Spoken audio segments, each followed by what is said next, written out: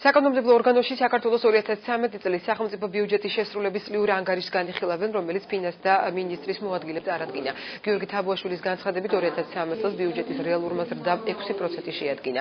პროგნოზირებულთან შედარებით ეკონომიკური ზრდის დაბალი მაჩვენებელი, როგორც ის განმარტავს, პოლიტიკურმა არასტაბილურობამ, ინვესტიციების შემცირებამ და მეზობელ ქვეყნებში არასტაბილურმა ეკონომიკურმა გარემომ განაპირობა.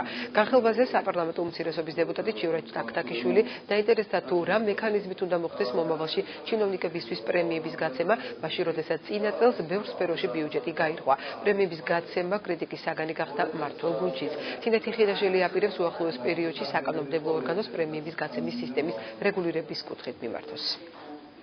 220 მილიონი ლარით არის დაახლოებით ჯანდაცვის ბიუჯეტი გარღვეული.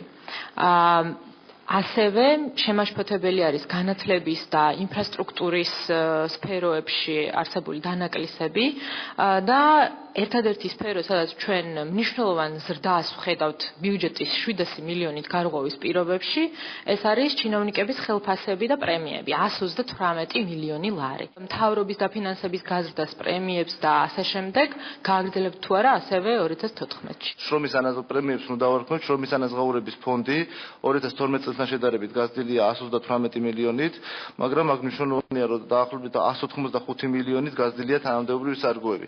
კარგად მოგეხსენებათ, რომ მაღალი რანგის თანამდებობის პირების თანამდებობრივი სარგოები არავისი არ გაზრდილია, ეს იყო ძირითადად მოხდა შინაგან საქმეთა სამინისტროში, თავდაცვის სამინისტროში, სასამართლო სისტემაში ხელფასების მომატება, რამაც გამოიწვია სარგოების და რაც შეეხება უშუალოდ პრემიებს, ციფრებს გეტყვით თუ გნებავთ, 135 მილიონია პრემიებში გაცემული 2012 წელს და 2013 წელს ეს ციფრი შეადგენს 124 მილიონს. ადამიანებისთვის რა მნიშვნელობა აქვს? ფაქტია, რომ დაახლოებით 13-დან 14,000-მდე ოჯახს შეუჩერდა ან შეუწყდა სოციალური დახმარება. ანუ ამ ოჯახებს ეს ოჯახები ვერ იღებენ მინიმალურ საარსებო წყაროსაც კი.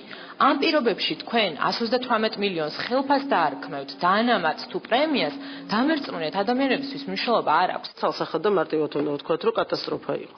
აბსოლუტურად მიუღებელი და წარმოუდგენელი, რაც გააკეთა ჩვენი ხელისუფლების ჩინოვნიკებმა, ზოგიერთმა ჩინოვნიკებმა ამ წელიწადნახევრის განმავლობაში.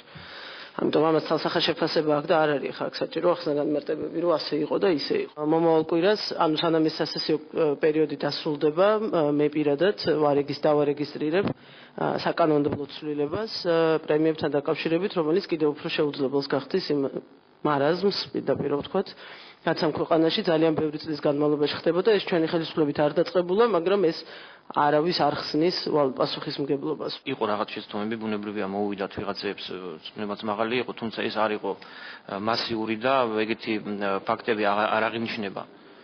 რაც იყო განსაზღვრული და დადგენილი იმ პერიოდისთვის ნორმა, იმით ხორციელდებოდა ყველა სამინისტროებში, მათ შორის სიპებშიც ამ პრემიების გაცემა.